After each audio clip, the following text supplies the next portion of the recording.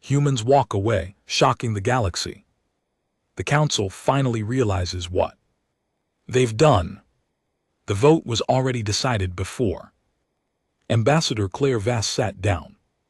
She knew it the moment she walked into the council chamber and saw the way the other delegates arranged themselves, not facing her but slightly away, the way people tilt their bodies when they have already made a choice and do not want to defend it. 14 seats, 14 approval stones, placed in front of 14 hands, all of them waiting. Claire set her folder on the table and did not open it. Councillor Venturak, the senior Thalassari delegate, called the session to order with his usual ceremony, long, flowing words about cooperation, about balance, about the shared future of all intelligent life in the galaxy. He had a voice built for speeches, rich, layered, the kind of voice that made everything sound reasonable. Claire had heard that voice for 11 years. She had long since stopped listening to what it said and started watching what it did. What it did today was announce the Sapient Sovereignty Resolution. The measure was 63 pages long.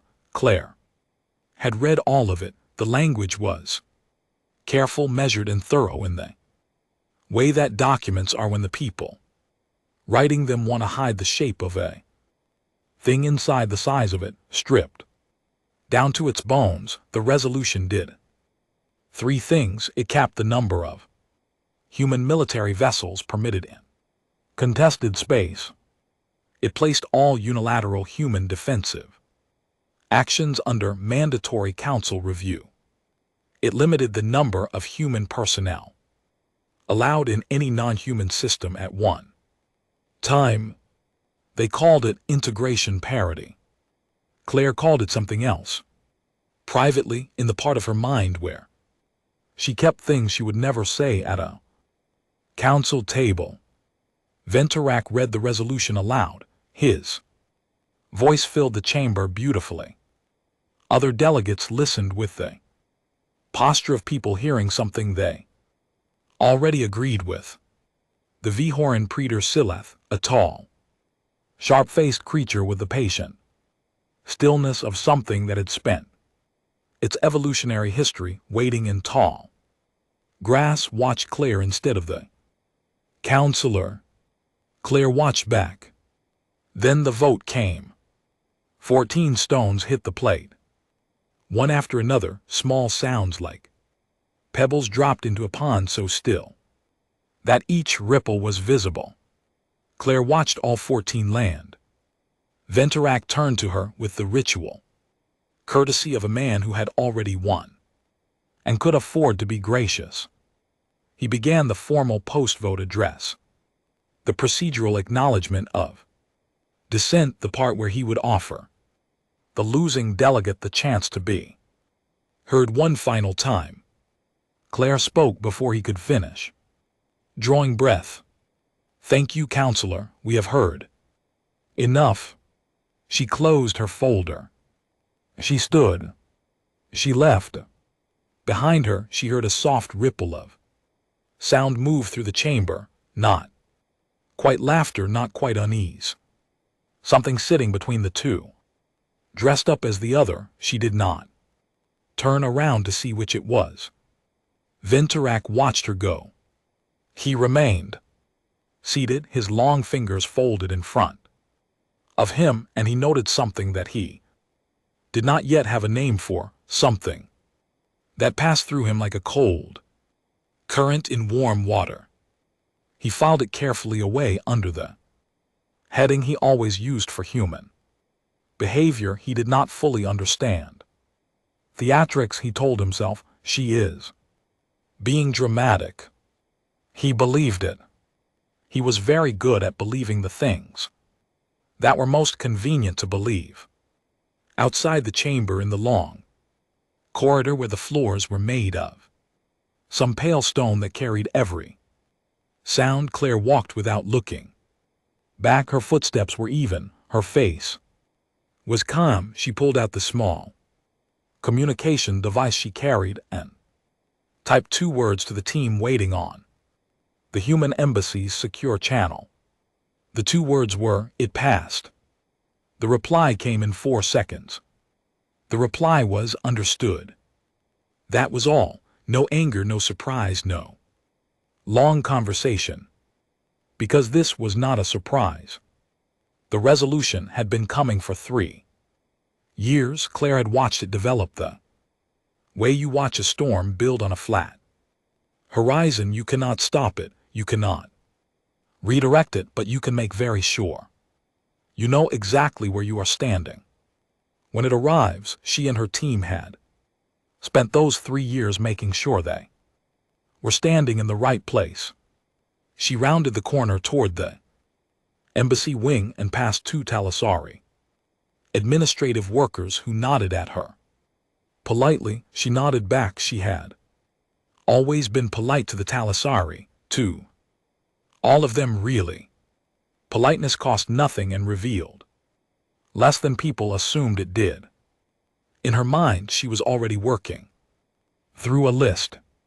Kalivar Station, the Vhoran border, transit corridor, Marat system, the 7 relay posts along the outer rim, the 3 joint research stations, the 22 garrison positions, the 41 patrol routes, every single one of them fully compliant with the new resolution. Every single one of them beginning the process of withdrawal tomorrow morning. Claire had always believed that if you were going to leave, you should leave cleanly, no mess, no drama, no lingering. Lingering was for people who hoped someone would ask them to stay. She pushed open the door to the embassy wing. Inside, her team was already working. Venturak, back in the chamber, watched the other delegates begin to celebrate and thought again about that cold current he had felt. He thought about the way Claire had closed her folder without looking at it. He thought about the way she had said, "We have heard enough, not I but we." He thought about the word "understood," which he did not know had been said, but which he would have recognized if he had. He decided it was theatrics. He raised a glass of pale liquid with the others and accepted their congratulations. He was the most experienced diplomat in the council. He had managed human behavior for 40 years. He knew how they operated, loud at first, then adjusting. They always adjusted. Outside, the first withdrawal orders were already being filed. Clean, quiet, perfectly, precisely compliant. Not adjusting. Leaving. 30 days after the resolution passed, the council received its first formal compliance report from the human delegation. It was 51 pages long. Every single item was in order. Every withdrawal was on schedule. Every fleet repositioning had been completed within the exact parameters of resolution. Clause after clause after clause. The humans were not just complying, they were complying with a thoroughness that made other species' compliance records look careless by comparison. Every timeline met, every form filed, every station handed over with complete operational documentation, maintenance logs, and staff transition notes. Venturak read the report with a particular satisfaction of a man whose prediction has come true. He had told the council that humans would adjust. Here was the evidence. They were cooperating beautifully. He did not yet understand what he was looking at. 8 days into the withdrawal, Kalivar Station sent its first administrative dispatch to Council's Central Command. The human garrison had vacated on schedule. The Talisari peacekeeping unit had taken up their positions. Everything was in order. The dispatch did not mention that in the 48 hours after the human garrison departed, 3 ships had approached Kelevar's outer boundary and turned around without explanation. It did not mention that those 3 ships were from a faction that had been quietly hostile to Talisari territorial presence for a decade. It did not mention that for the 6 years prior those same ships had approached Kelevar's boundary and turned around because there was a human patrol vessel parked in exactly the right place, doing exactly nothing, just being there. And that had been enough. The dispatch also did not mention that the Talisari peacekeeping unit had no knowledge of the faction or the routes they used or the particular frequency on which they monitored communications from stations of interest. The human garrison had known all of that. It had been in their operational files for years. The files had been transferred as part of the official handover documentation. Nobody had read them yet. 14 days into the Vihoran border transit corridor reported that human escort vessels had repositioned. Per the fleet cap provisions, 3 Vihoran merchant convoys had delayed transit, administrative reasons, the report said, scheduling conflicts. This was not entirely false. The scheduling conflicts were real. The reason behind them was that the captains had looked at the corridor without a human escort presence and quietly decided that the transit did not feel worth the risk that week or the next week. They did not file formal complaints, they simply waited. They had done business in that corridor for 15 years. They knew what the absence of a human vessel meant in practical terms. The Council's administrative systems had no category for what convoy captains privately felt, so the absence showed up in the records only as a delay. Venturax's morning briefings noted the delays. He flagged them as minor supply chain adjustments typical of transition period. He had seen transition periods before. Things always normalized. 22 days into the withdrawal, the Mara System diplomatic post officially concluded its operations and handed the station to Council administration. The handover documentation was thorough and orderly. The human diplomatic team departed without ceremony. The Marath insurgency, which had been at 40% resolution after 3 years of back-channel human mediation, resumed full activity within 72 hours. This was not in the handover report either. The human team had noted in a section labeled Outstanding Concerns that the mediation process was at a critical and fragile stage and that uninterrupted presence was strongly recommended for at least another 8 months. The section was 2 paragraphs long. It had been filed, logged, and placed into the administrative queue for review. The review was scheduled for 6 weeks from now. By then, it would not matter. On day 30, Venturac opened a direct channel to Claire Vass. She picked up on the second signal.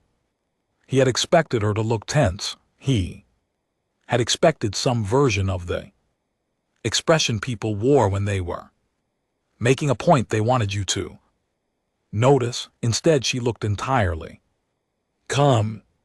Not the calm of someone performing composure, but the calm of someone who had already been through the thing they were now on the other side of.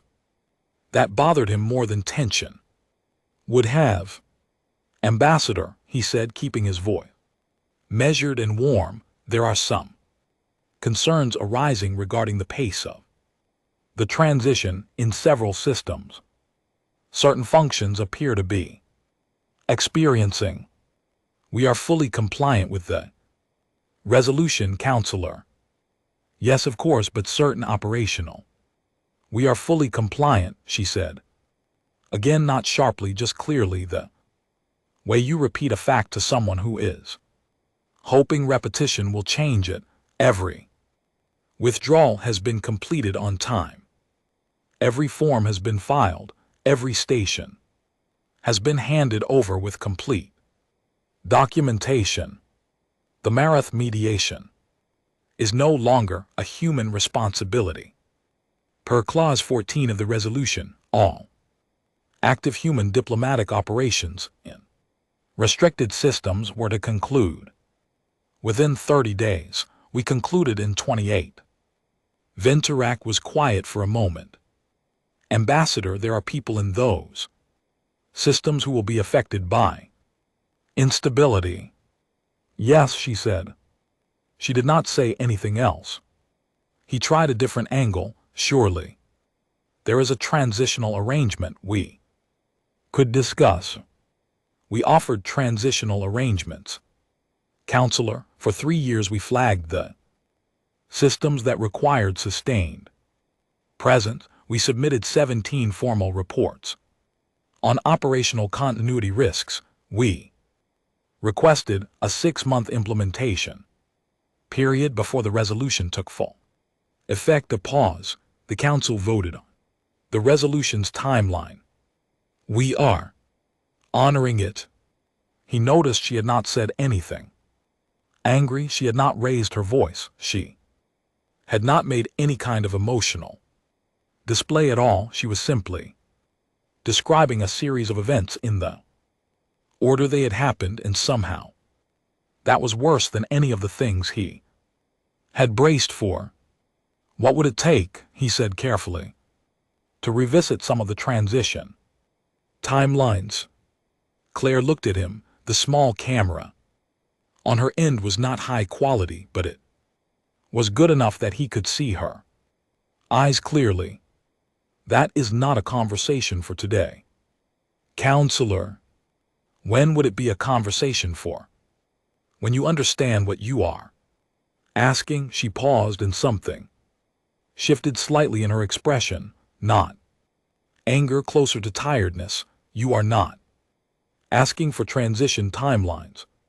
You are asking us to keep doing the things we were doing while the Council retains the authority to restrict how and when we do them. Those are not compatible requests. She reached forward. The channel closed. Venturak sat in front of the blank screen for a long time. He pulled up the Kalavar report, then the corridor delays, then the Marath file. He lined them up in front of him and looked at them together for the first time, not as separate administrative items, but as a pattern. His chest felt strange. Outside his window, the Council city went about its business in the way that it always had, calm, ordered, prosperous. 40 years of relative galactic peace moving through its routines, as if those routines had always simply existed, as if they were a natural feature of the universe rather than something that had been built and tended and held together by people who had never once sent him an invoice for the work. He put the reports away. He did not sleep well that night. He told himself that was because of the late session. Counselor Venturak had spent 40 years learning how to read a room. In those 40 years, he had read hundreds of crisis briefings, mediated dozens of territorial disputes, and sat through more emergency sessions than he could count without fatigue. He prided himself on calm. He had earned the right to it. The emergency session on day 45 did not feel like the others.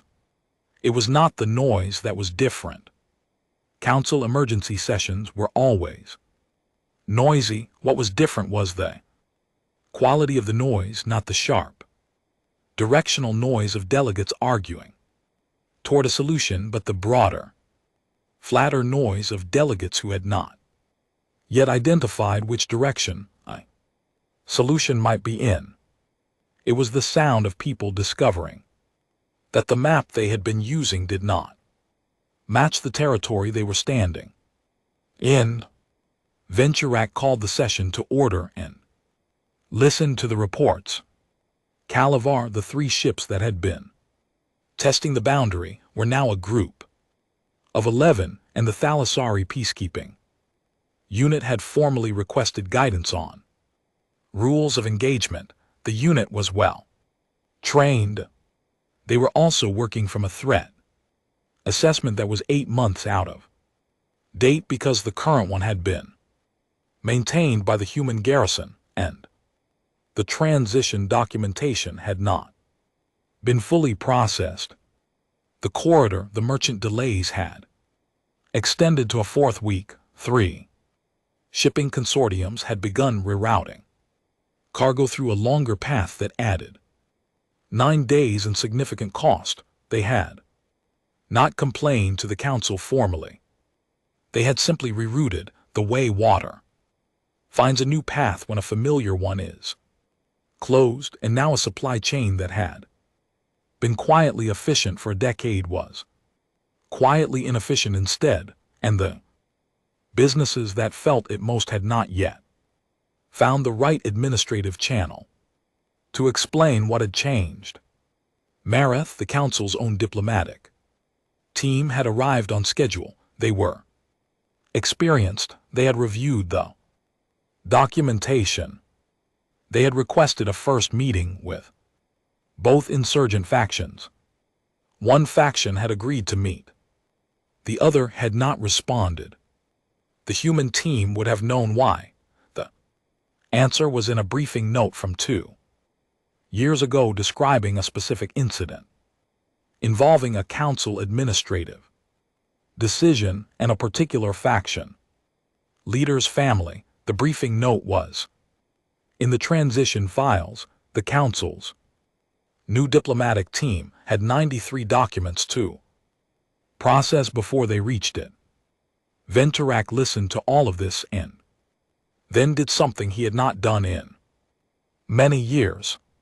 He asked his assistant to pull every human operational brief filed in the last 40 years and have them ready for his review. His assistant asked if he would like them summarized. He said no. He read them himself, all of them, starting from the beginning. It took him 3 days. On the first day, he read about the Veskari plague of 2308.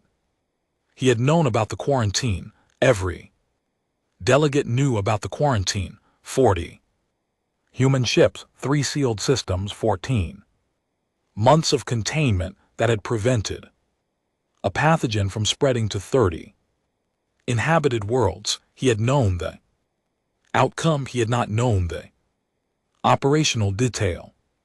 The detail was in the briefing. 40 ships maintaining a blockade with no resupply for 11 months because the resupply routes crossed the quarantine zone. Crew rotating on reduced rations. Morale reports filed every 2 weeks. With the same flat language, the same steady tone, the language of people who had decided something was necessary and were doing it without particular expectation of recognition. The council had sent a formal commendation at the time. He remembered signing it. He had not known about the rations. On the second day, he read about the Dross corridor negotiations. The outcome had been a border treaty that held for 20 years. He had attended the signing ceremony. He had praised the result. He had not known that the result had been preceded by 11 years of back-channel talks conducted by a rotating team of human diplomats who had maintained contact with 6 hostile factions simultaneously, meeting privately, building trust across a decade of small conversations, and kept promises and patient presence. 11 years. They had never submitted the time as a formal expense claim to the council. It had simply been part of the work. On the third day, he read the Threnody station file, the one the council had publicly labeled a display of human aggression. It was the incident most often cited by delegates who had been advocating for the resolution. 2 human cruisers appearing uninvited in a contested sector, refusing council instructions to withdraw, remaining in position for 6 weeks. He had known all of that. He had not known that at the time of the incident, 3 separate species had been in the final stages of building toward open conflict over the sector. He had not known that the human cruisers had placed themselves precisely between all 3 fleets in a position that made striking at any rival impractical, without also striking at the humans. He had not known that for 6 weeks those 2 ships had simply existed there, making no threats, firing no weapons, saying very little but being so unmistakably solidly present that the mathematics of the conflict had changed entirely. The 3 fleets had stood down. The Threnody sector had remained peaceful for 14 years. The Council's official record of the incident described it as human unilateralism resolved through Council diplomatic pressure. Venturac put down the file. He sat for a long time in the quiet of his reading room. Preeta Silath arrived 20 minutes later for the scheduled debrief. She was early, which was unusual for her. She walked in with a particular quality of stillness that he recognized, the stillness of someone who had recently understood something they would have preferred not to understand. She sat across from him without preamble. "I have been reading the operational files," she said. "As have I." A silence stretched between them, not uncomfortable, the kind of silence two people share when they are both standing in the same place and neither of them is in a hurry to be the first to say it out loud. Silath said it. "We thought we were containing them," she said. Her voice was even, no accusation in it, just the flat weight of a realized error. "We spent 40 years trying to limit what they could do. We built arguments, passed resolutions, lobbied other delegates." She paused. "We thought we were managing a problem." Venturac waited. "We were living in the solution," she said, in calling it a threat. The room was very quiet. Outside, a new stack of system reports was loading into the Council's administrative queue. They had been loading for 2 days. 11 months ago, a team of humans would have sorted through them by morning, flagged the 3 that required immediate attention, and begun working on responses before anyone else arrived for the session. The queue was still loading. "What do we do?" Silath asked. Venturac had no answer that felt adequate. He had one that felt honest. "We start by understanding what we actually did," he said. It was not enough, but it was, for the first time in a very long time, accurate. The embassy had been packed with care. That was the thing Venturac noticed first when he arrived unannounced on the 48th day. Not quickly packed, not chaotically packed. Every crate was labeled in 2 languages. Every piece of furniture had been wrapped and stacked with a kind of deliberate attention that meant someone had thought about the shape of the space before they started dismantling it. There was no mess. There was no disorder. There was only the very precise shape of something that was finished. A young human aide met him at the entrance and said that Ambassador Voss was available. She led him through corridors that had once held the low hum of activity. Voices screamed the small movements of a working place, and now held only the quiet of a space being carefully, methodically returned to nothing. He found Claire Vass in the main briefing room. She was standing at the window with a mug of coffee in her hand, looking out at the pale expanse of the council city. She did not turn when he came in, but she spoke. "I wondered if you would come yourself," she said. "I thought it warranted a direct conversation." She turned then, gestured to the chairs that had not yet been packed. He sat. She stayed standing, which he suspected was deliberate. "You are really leaving," he said. "We are really leaving. The systems are destabilizing faster than anyone projected. Yes. The Mirth mediation has collapsed. Yes." He looked at her. "You know what is happening. You knew what would happen." "I know the reports we filed," she said. "I know the recommendations we made. I know the 17 formal documents we submitted flagging exactly these risks." He accepted that. It was fair. "What would it take," he asked, "to bring your people back to the table?" Claire looked down at her mug. She turned it slightly in her hands. When she looked back up, there was something in her face that had not been there in any of their previous conversations. Not anger, not satisfaction, but the particular expression of someone who is being asked to explain something they have already explained more times than they should have needed to. "Counselor," she said carefully, "do you know why the Frenity cruisers worked?" He did not expect the question. They were in a position where, because no one doubted they would stay, she said, 2 ships. Insufficient firepower to be a real military threat, completely vulnerable. If all 3 fleets had decided to simply remove them, they should not have worked. She paused. They worked because every party in that sector had spent years watching how humans behaved when they decided something mattered. They had seen the quarantine. They had seen the corridor negotiations. They knew what human commitment looked like in practice. She set the mug down on the windowsill. "Trust is not a policy," she said. "It is not a clause in a resolution. It is not something you can vote into existence or vote out of existence.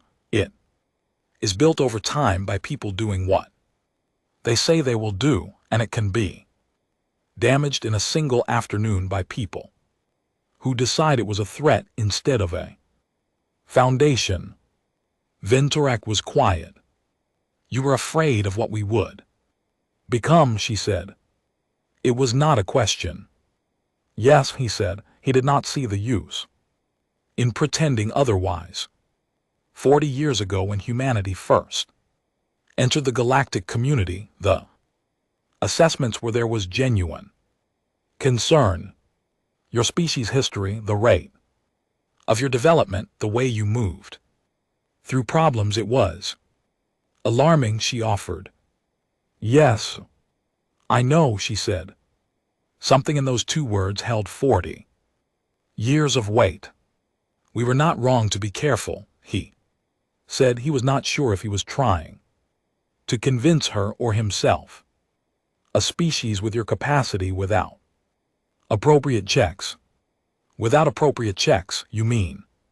"Without us choosing to accept limits. Could have dominated the council entirely." "We could have," she agreed. "And you did not." "No," she said, "we did not." He sat with that for a moment. The thing he had spent 40 years treating as a managed risk had apparently been, the entire time, a choice made repeatedly without fanfare, without demanding credit for the making of it. If we were to open formal negotiations, he began. That is not a question for today. I understand that, but... No, she said, and her voice was not unkind, but it was very clear. You don't understand it yet. That is precisely the point. She moved to the window again, standing beside the mug she had set down, looking out. You came here to negotiate terms for our return. You have a list of things you are prepared to offer. I can see it in the way you are sitting. She glanced at him briefly. But you do not yet know what question you are actually asking. You are asking for the outcome without understanding what produced it, and if you go back to the council with an agreement built on that misunderstanding, it will fail within 5 years for the same reasons the last arrangement failed. Ventorax said nothing. When you know what you are actually asking, she said, send me a message. He stood.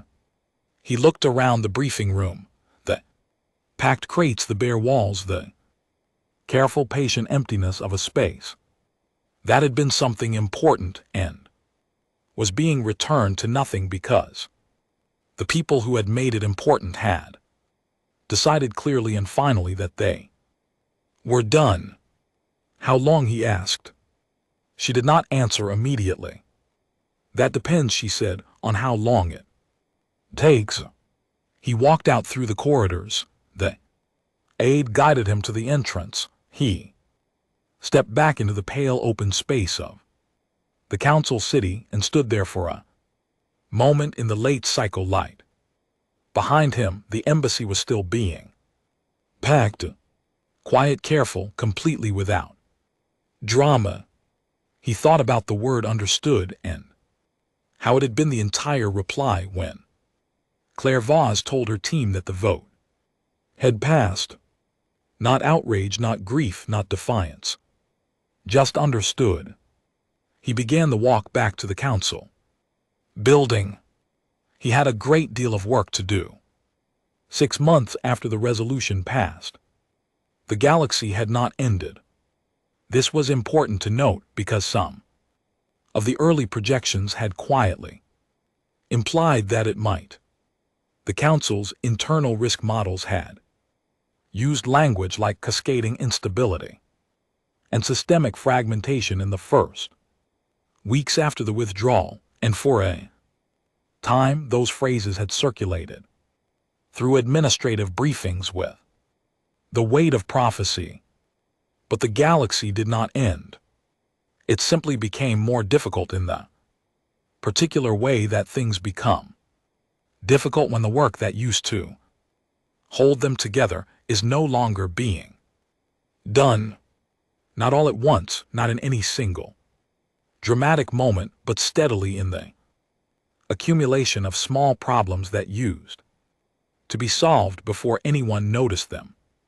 Preeta Silath was on week 7 of the border mediation that she had expected to resolve in 2.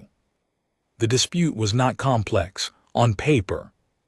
It was the kind of territorial disagreement that species settled regularly, a question of resource extraction rights in a system that 2 neighboring factions had overlapping claims to.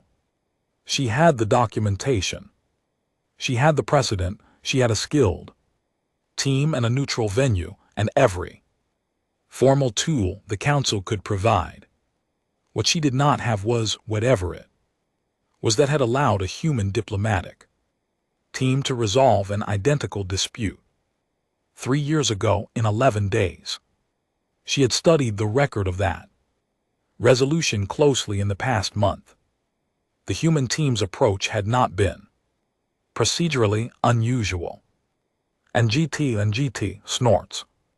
And GT, they had used the same documentation, the same precedents, the same frameworks. What was different was harder to quantify. The 2 factions had come to the table with a particular quality of attention, a willingness to stay in the room that Sileth had read in the transcripts and recognized but could not replicate. The human mediators had not done anything she could point to. They had just been there in a way that apparently meant something specific to the parties involved. She thought about 2 ships parked between 3 fleets entirely outgunned, being there in a way that meant something.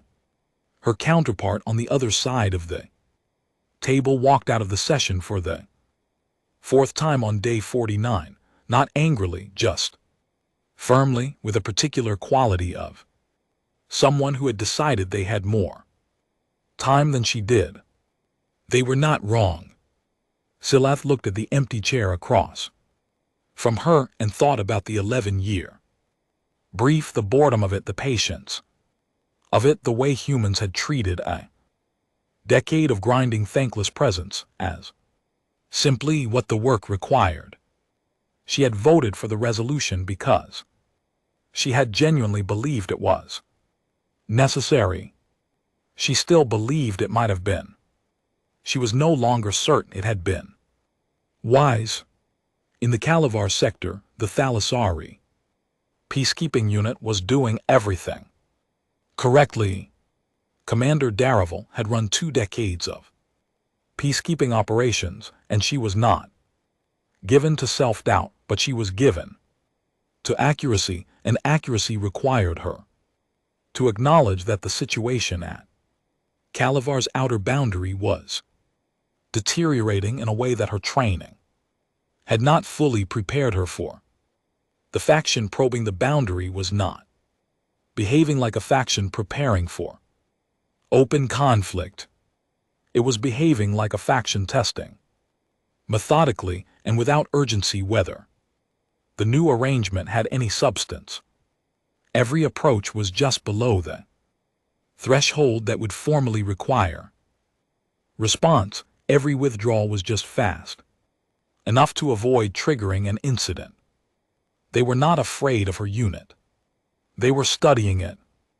Dara had requested the historical threat assessments 3 times. The first set had arrived processed and summarized into a format that was administratively clean and operationally useless, stripped of the specific observational notes that explained why particular movements in particular conditions meant what they meant. She had requested the original files. She was told they were in the process of being transferred from the human military archive to the council system. That process had been ongoing for 6 weeks. She watched the boundary with her best crew and did her job with the tools she had, and told her superiors that the situation was being managed because it was, and did not mention in the official reports that managed was doing a great deal of work in that sentence. At the Murith system, the council's diplomatic team had been making steady, careful progress with one of the 2 factions. The other faction had still not responded to any communication. Senior diplomat Owen Marsh had been the field for 20 years. He knew that silence from a faction could mean many things. He had done his best to work out which category of silence this was. He had reviewed the documentation, interviewed local contacts, studied the historical record. 3 days ago, one of his local contacts had mentioned, almost as an aside, the name of a council administrative decision from 4 years ago. The name had appeared in a file note in the transition documentation. Owen had retrieved the file note and read the 3 sentences it contained, and understood in the space of reading them exactly why the second faction was not responding and what had to happen before they would. The information had been there the entire time. It had been on page 71 of 93.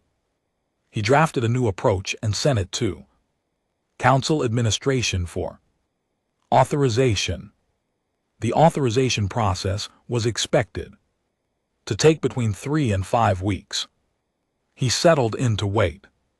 Back on Earth, the rain had been falling.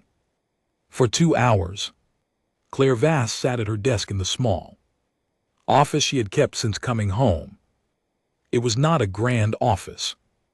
It had a window that faced west and a desk she had owned since her first diplomatic posting and a shelf with an impractical number of books on it, because she had never been able to stop acquiring books even when she had nowhere sensible to put them.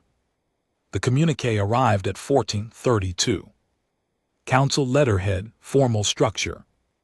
The kind of language that institutions produce when they are trying to be humble without quite having learned how. Yet careful phrasing, longer than it needed to be, every sentence doing the work of two, because the writer was not yet confident that one would be enough. She read it once, then again.